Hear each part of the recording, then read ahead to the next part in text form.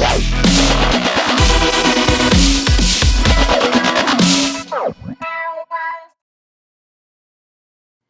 guys, this is a re-edited video from a story that Perry and I did last night. At the time, it was a breaking story and we weren't even sure if there really was a lawsuit that really exists. Since then, we found the paperwork and yes, it is absolutely a lawsuit. And the lawsuit basically involves Juan Dixon, who's the husband of Robyn Dixon on The Real Housewives of Potomac. Juan Dixon and school officials basically turning a blind eye to a assistant coach that was catfishing one of the players on the team and conning him into having sex with him. So here's how the story went. Hi, everybody.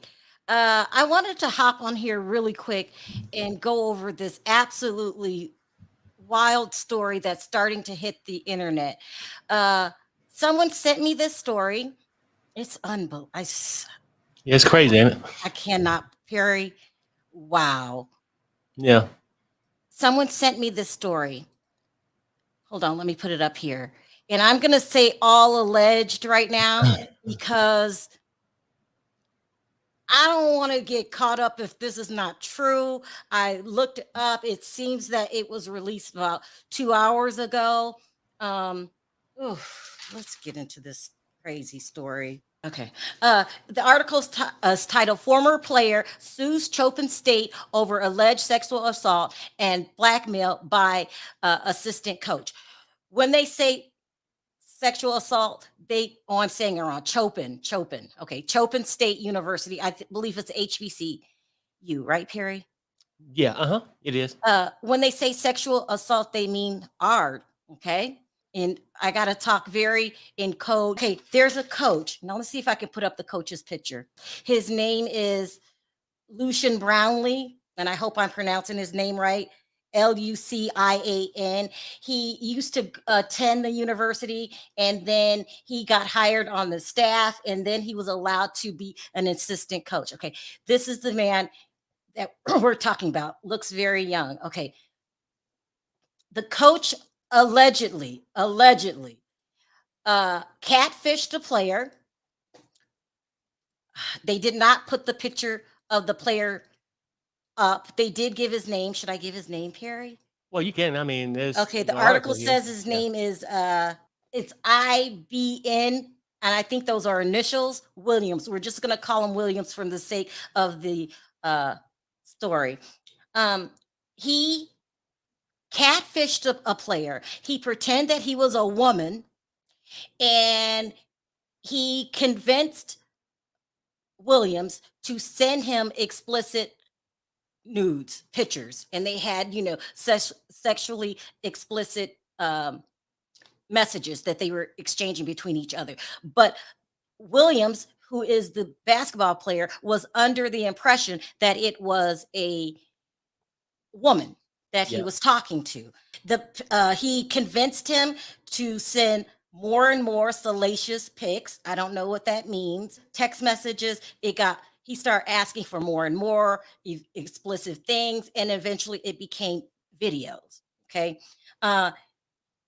When he decided he didn't want to do it anymore, he felt that he had to because this woman who he thought he was talking to, the woman, now remember it's the coach, was going to expose the material. That's what I'm going to call it, because it's videos, it's text messages, it's pictures. He was in fear of losing his place on the basketball team, his tuition, his room and board payments. So he kept doing it, but he felt uncomfortable at some point. He just didn't want to keep doing it. But now the guy is threatening to release the material. Okay. Let me get over here. Here he is. This is the coach. So at some point, he was hired on staff. Then eventually he was allowed to be the assistant coach. So he was allowed to go on the, what do you call it, Perry? The court. On the court. The court, yeah. And work with the other. He had authority, you know what I'm saying? Like stuff like that, yeah. Okay. Now it gets interesting, okay? Then the coach, right here on the screen, Something like then that. approaches the player, Williams, and says that he too was also talking to the same woman.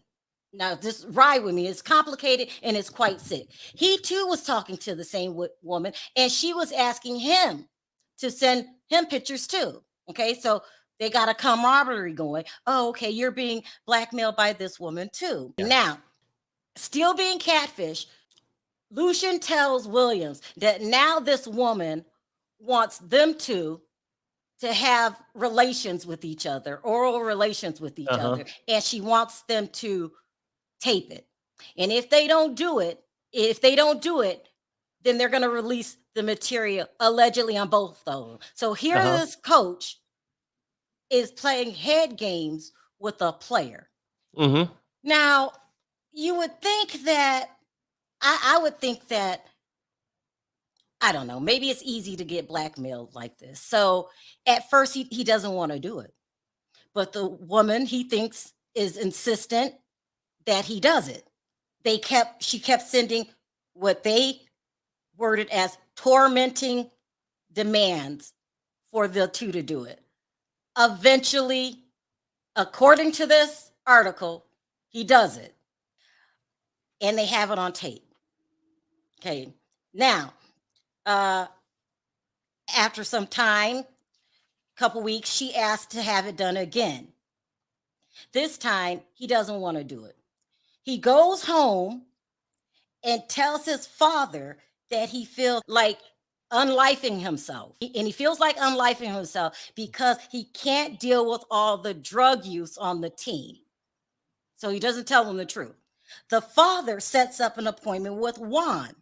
They go and meet Juan, and they talk about how he's feeling like unlifing himself, and he can't stand being around all the drug use on the team. And I'm going to read this verbatim. This is what this article says. It's not coming from Sharrell. These are rumors. I'm going to say they're rumors because this is my first time hearing of this.